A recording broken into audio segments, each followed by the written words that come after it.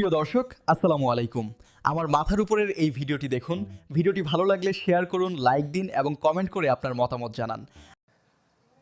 দর্শক, আমরা অত্যন্ত দুঃখের সঙ্গে জানাচ্ছি বিএনপি চেয়ারপারসন ও সাবেক প্রধানমন্ত্রী বেগম খালেদা জিয়া আর নেই।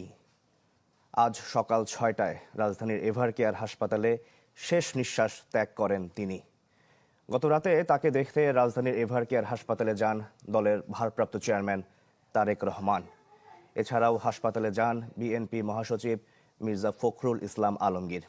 এর আগে হাসপাতালে গিয়েছিলেন খালেদা জিয়ার জ্যেষ্ঠ পুত্রবধূ ডাক্তার জুবাইদা রহমান, বড় বোন সেলিনা ইসলাম, ছোট ভাই শামীম ইস্কান্দার, তারেক রহমানের মেয়ে জাইমা রহমান ও আরাফাত রহমান কোকোর মেয়ে জাহিয়া রহমান।